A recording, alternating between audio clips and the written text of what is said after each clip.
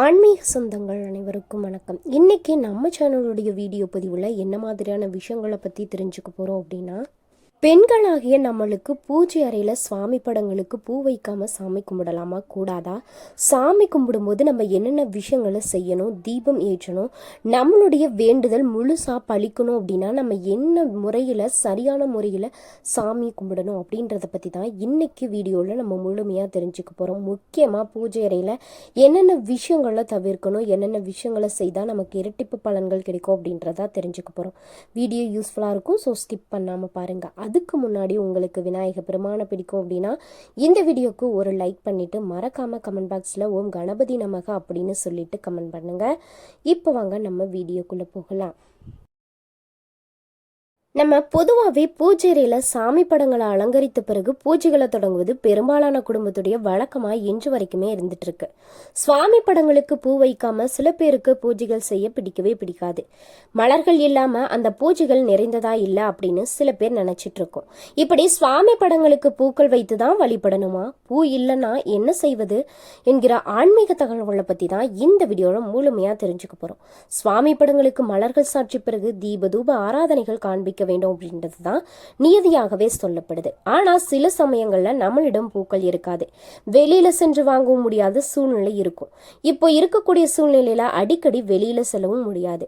மழைக்காலங்கள்ல பூக்கள் வரத்தும் குறைவா இருக்கும். இப்படி பூக்கள் இல்லாத சமயங்கள்ல நம்ம எப்படிதான் பூஜை செய்வது அப்படின்னு சில பேருக்கு குழப்பமா இருக்கும்.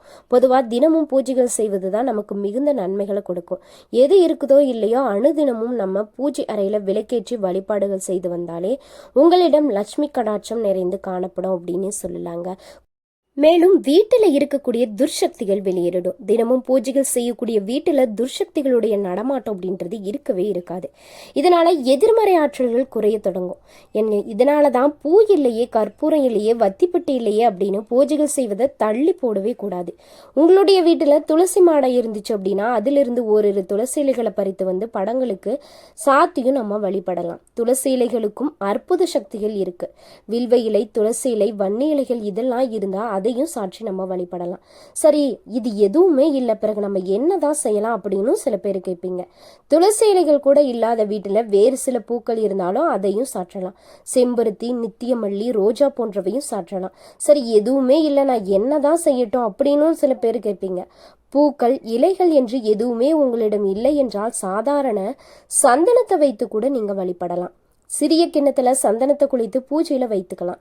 அந்த மனம் முழுவதும் பூஜை அறையில பரவினாலே போதும். சந்தனத்திற்கு அப்படிப்பட்ட சக்திகள் இருக்கு. சந்தன வாசம் மலர்களின் வாசத்திற்கு இணையானது.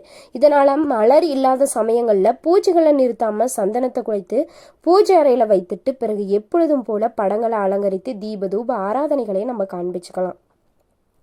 உங்களிடம் கற்பூரம் இல்லை அப்படின்னா கூட ஊதிபத்தி ஏற்றி வைத்தா கூட போதும். இல்லைனா ஒரு கம்ப்யூட்டர் சாம்பிராணி ஏற்றி வைத்தா கூட போதும். அந்த அளவிற்கு பக்தி மனதில் இருந்தால் போதும். வெளியில் நீங்க காட்ட வேண்டிய அவசியமே கிடையாதுங்க. உங்களுடைய பூஜை முடிந்ததும் அந்த சந்தனத்தை தினமும் நெற்றியில இட்டுக்கொண்டு வெற்றியை உண்டாகும். பூஜையில நைவேத்தியமா பெரிதா எதையும் வைக்க வேண்டிய அவசியம் அப்படின்றது கிடையாது. உங்ககிட்ட உலர் திராட்சை இருந்துச்சு அப்படின்னா உலர் திராட்சை, இல்லைன்னா சர்க்கரை, கற்கண்டு, உடைத்த கடலை, பேரிச்சம்பழம் இதுல ஏதாவது ஒண்ணு வச்சாலே போதும். கட்டாயம் தண்ணீர் வைக்கணுங்க. பழ வகைகள் வாழைப்பழம், கொய்யாப்பழம், ஆப்பிள், மாதுளம் இப்படி உங்களிடம் இருக்கக்கூடிய ஏதாவது ஒன்றை வைத்து வழிபடலாம். எதுவுமே இல்லை அப்படின்னா எலுமிச்சை பழத்தை கூட வச்சுக்கலாங்க. அவ்வளவுதான். ரொம்ப ரொம்ப சுலபமா இப்படி தினமும் நம்ம மனதான பிரார்த்தித்து கொண்டாலே போதும். நம்மளிடம் எந்த விதமான துர் ஆற்றல்களும் நெருங்க கூட செய்யாது. எப்பொழுதும் எவ்வளவு பிரச்சனைகள் வந்தாலும் அதை நம்ம எதிர்த்து போராடக்கூடிய தன்னம்பிக்கை அப்படின்றது நம்மளிடம் வளர ஆரம்பிக்கும். இதெல்லாம் நம்ம ஒரு பக்கம் செஞ்சாலே போதும். இதையும் தாண்டி இன்னொரு விஷயம் இருக்கு. அது என்ன விஷயம் அப்படின்னு கேட்டிங்கன்னா, நம்ம சாமி கும்பிட்றப்போ நம்ம எதுக்கு சாமி கும்பிடுவோம்? நம்மளோட மனசுல ஏதாவது நிறைவேறாத வேண்டுதல் இருந்துச்சு, கஷ்ட காலம், துன்பம் இப்படியெல்லாம் வரும்போது நம்ம கடவுளை போய் வேண்டிப்போம். நான் ஏதாவது ஒரு வேலை வாங்கணும், சில பேர் நான் ஒரு நல்ல காலேஜில் சீட் கிடைக்கணும் அப்படின்னு நிறைய பேருக்கு ஒவ்வொருத்தருக்குமே ஒரு ஆசைகள், நிறைவேறாத விருப்பங்கள் அப்படின்னு இருக்கும். அதற்காக தான் நம்ம கடவுளை வேண்டுறோம். அப்படி நம்ம வேண்டக்கூடிய வேண்டுதலானது 100% பலிக்கணும் அப்படின்னா நம்ம சரியான முறையில் சாமி கும்பிடுற முறையில தான் இருக்கு நம்மளுடைய வேண்டுதல் பலிக்கிறதுக்கு. அதுக்கு என்ன செய்யணும் அப்படின்னா, எந்த மாதமாக, எந்த இனமாக, எந்த மொழியா இருந்தாலும் சரி அவங்களுக்கு என்று தனித்துவமான தெய்வங்கள் அப்படின்னு இருக்குங்க. மனித சக்திக்கு அப்பாற்பட்ட ஒரு சக்தி இருப்பதா ஒவ்வொருவருமே நம்ம நம்பிக்கிட்டு தான் இருக்கோம். அதை தான் நம்ம பல்வேறு வடிவங்கள்ல கடவுளர்களாக போற்றி நம்ம கொண்டாடுறோம். நமக்கு கஷ்டம் அப்படின்னு வரப்போ நம்ம உடனே ஓடோடி செல்வது அவங்களிடத்துல தான். நம்ம எப்படி வேண்டிக் கொண்டா நம்மளுடைய வேண்டுதல் அப்படியே பலிக்கும் அப்படின்னு ஒரு வரைமுறை இருக்கு. அது சரியா கடைபிடித்தாலே நம்ம நினைத்தது உடனே நிறைவேறும். அதை நம்ம முதல்ல ஒரு விஷயத்த தெரிஞ்சுக்கணுங்க. நம்ம நமக்காக வேண்டக்கூடிய வேண்டுதலை விட மற்றவங்களுக்காக மனமிறங்கி வேண்டக்கூடிய வேண்டுதல் சீக்கிரமா பலிச்சிடும். அதிலும் கூட்டாக பிரார்த்தனை செய்யறவங்க விரைவாக பலனை அடைவாங்க அப்படின்னு சாஸ்திரத்துல சொல்லப்பட்டிருக்கு. கஷ்டம் வர்றப்போ மட்டும் சாமி கும்பிடுவது மிகவும் தவறான ஒரு பழக்கம். அதனால மென்மேலும் சோதனைகள் தான் வந்துட்டு இருக்கும். எவ்வளவோ விஷயத்திற்காக எவ்வளவு நேரத்தை செலவிடுறோம், அதிலும் பலவும் வீணான நேரத்தான் செலவிடுறோம். ஒரு ஆய்வு அப்படின்னும் சராசரியாக ஒரு நாள்ல 4 மணி நேரத்தை வீணாக தான் செலவு செய்து கொண்டிருக்கோம் அப்படின்னு ஒரு ஆய்வோட முடிவுல சொல்லப்படுறாங்க. தினமும் நமக்கு இறைவனிடத்துல கான்வகேஷன் இருந்துட்டு தான் இருக்கணும். ஒரு சிலர் தன்னுடைய மனசாட்சியுடன் பேசிக்கொண்டிருப்பாங்க, சிலர் ஏதாவது ஒரு பொருளை நண்பனாக நினைத்து பேசிக்கொண்டிருப்பாங்க.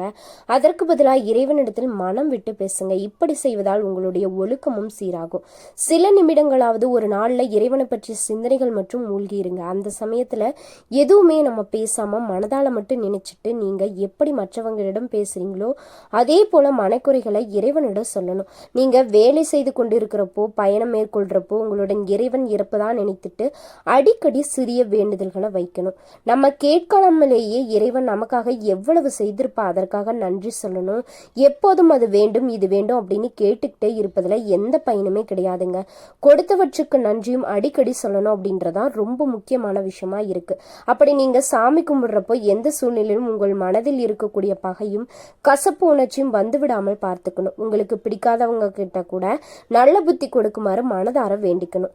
சாமி கும்பிடுறப்போ யார் யாரெல்லாம் விரோத மனப்பான்மையுடன் வெறுப்பாக வேண்டுதல் வைக்கிறாங்களோ அவங்களுடைய வேண்டுதல்களுக்கு இறைவன் செவி சாய்ப்பதே கிடையாது.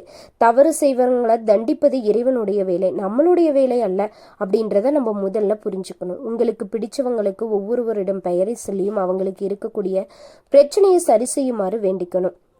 நமக்கு முக்கியத்துவம் கொடுக்காம மற்றவர்களின் பிரச்சனைகளை நம்ம வேண்டுதலா வைக்கிறப்போ அதோட நம்மளுடைய பிரச்சனைகளும் நிச்சயம் தீரும் அப்படின்னு சாஸ்திரத்துல சொல்லப்பட்டிருக்கு. இது எப்படி இருக்கிறது? ஊரார் பிள்ளை ஊட்டி வளர்த்தா தன் பெண்ணை தானா வரும் அப்படின்றது போல இருக்கிறது அப்படின்னு நீங்க கேட்கலாம். ஆனா உண்மையிலேயே இதுதான் சிறந்த வேண்டுதலா சாஸ்திரத்துல சொல்லப்பட்டிருக்குங்க. நம்ம எந்த வேண்டுதலை சாமியிடம் வைத்தாலும் அது நிச்சயம் பலிக்கும் அப்படின்னு முதல்ல நம்ம நம்பணும். நம்பிக்கையே முதல் கடவுள் அப்படின்னு தர்மசாஸ்திரத்திலேயே சொல்லப்பட்டிருக்கு. இது நடக்காதா அப்படின்னு நினைத்தா கட்டாயம் அது நடக்கவே நடக்காதுங்க. நடக்கும் அப்படின்னு தீர்க்கமா நம்பிட்டு உங்களுடைய அனைத்து பிரார்த்தனைகளும் 100% நிச்சயம் நிறைவேறும் அப்படின்னு சொல்லலாம். நம்ம எந்த ஒரு விஷயத்த செய்யறப்பையும் முழு நம்பிக்கையுடன் செய்யணும். அதற்கு முன்னாடி சில பேருக்கு இந்த விஷயத்த செய்யலாமா செய்யக்கூடாதா அப்படின்னு குழப்பத்தோடைய செய்வீங்க. அந்த குழப்பத்தை தவிர்த்துட்டு 100% நம்மளால முடியுமா முடியாதா அப்படின்னு நினைக்காம அதை முயற்சி செய்து இறைவனிடம் அதை ஒப்படைத்துட்டு நம்ம ஒரு விஷயத்த செய்யறப்போ கட்டாயம் நம்மளுடைய வேண்டுதல் நிறைவேறும் அப்படின்னே சொல்லலாங்க. இந்த வேண்டுதல்லாம் நம்ம கோவிலுக்கு தான் போய் வைக்கணுமா அப்படின்னு கிடையாது. நம்ம வீட்டிலிருந்தே நம்மளுடைய சுவாமி படங்களுக்கு இப்போ சாதாரண முறையில் பூக்கள் வைத்தும் தீபதூப ஆராதனை காண்பித்து விளக்கேற்றியும் வழிபாடு செய்யலாம். பூஜை அறையில் வழக்கம் போல விளக்கேற்றி வச்சுட்டு எப்போதும் போல இரு கைகளை குப்பி சாமி கும்பிடணும். அப்படி இல்லாமல் இடது கையை நெஞ்சு குளிக்க நேராக வைத்துட்டு உள்ளங்கையை மேலே பார்த்தவாறு இருக்கணும். வலது உள்ளங்கையால் இடது உள்ளங்கையை மேலே வைத்து மூடிக்கிட்டு இடது உள்ளங்கையில் கொஞ்சமாக அச்சதையும் முதிரிப்பூவும் இருக்கணும். இப்படி கைகளை வைத்துட்டு இறைவனிடம் பிரார்த்தனை செய்தா புகைப்படத்தை பார்க்கணும். உங்களுக்கு கைகளை எப்படி வைத்துக் கொள்ளணும் அப்படின்னு நன்றா புரிஞ்சிருக்கும். மனம் உருகி உள்ளங்கைகளில் கொஞ்சம் அச்சதையும் பூவையும் வைத்து குடும்ப சந்தோஷத்திற்காக பிரார்த்தனையா ஒரு 5 நிமிடம் 2 நிமிடம் 10 நிமிடம் இப்படி செய்து பாருங்க. கட்டாயம் உங்களுடைய வேண்டுதல்கள் நிறைவேறும் அப்படின்னே சொல்லலாங்க. இன்னைக்கு நம்மளுடைய சேனல் வீடியோ பதிவுல சாமி கும்பிடுறப்போ நம்ம என்னென்ன விஷயங்களை கடைபிடிக்கணும், நம்மளுடைய வேண்டுதல் முழுமையா நிறைவேறணும் அப்படின்னா நம்ம எந்தெந்த வழிபாடுகளை சரியான முறையில மேற்கொள்ளணும், எப்படி சாமி கும்பிடணும் செய்யணும் அப்படின்றத பற்றி தான் இந்த வீடியோவில் முழுமையாக தெரிஞ்சிருப்போம். இந்த தகவலானது உங்களுக்கு ரொம்பவே பயனுள்ள வகையில் தான் இருந்திருக்குன்னு நம்புகிறேன். வீடியோ பிடிச்சிருந்துச்சு அப்படின்னா மறக்காமல் லைக் பண்ணுங்கள், ஷேர் பண்ணுங்கள், கமெண்ட் பண்ணுங்கள். நீங்கள் இன்னும் நம்மளுடைய சேனலை சப்ஸ்கிரைப் பண்ணாமல் இருந்தீங்கன்னா சப்ஸ்கிரைப் பண்ணிக்கோங்க. கூடவே இருக்க பெல் ஐக்கானையும் மறக்காமல் கிளிக் பண்ணிக்கோங்க. அப்போ தான் நம்ம போடக்கூடிய வீடியோ நோட்டிஃபிகேஷன் மூலியமாக உடனுக்குடனே உங்களை வந்து சேரும். இந்த வீடியோ பற்றி நீங்கள் என்ன நினைக்கிறீங்கன்னு சொல்லிட்டு உங்களுடைய கருத்துக்களை மறக்காமல் கமெண்ட் பாக்ஸில் பதிவிடுங்க. இப்படி யூஸ்ஃபுல்லான ஆன்மீக தகவல்களை உடனுக்குடனே தெரிஞ்சுக்கணும் அப்படின்னா மறக்காமல் சேனலை சப்ஸ்கிரைப் பண்ணிக்கோங்க. வீடியோ ரொம்ப பிடிச்சிருந்துச்சு அப்படின்னா உங்களுடைய நண்பர்கள், உறவினர்களுக்கு ஷேர் பண்ணிவிடுங்க. நன்றி நண்பர்களே.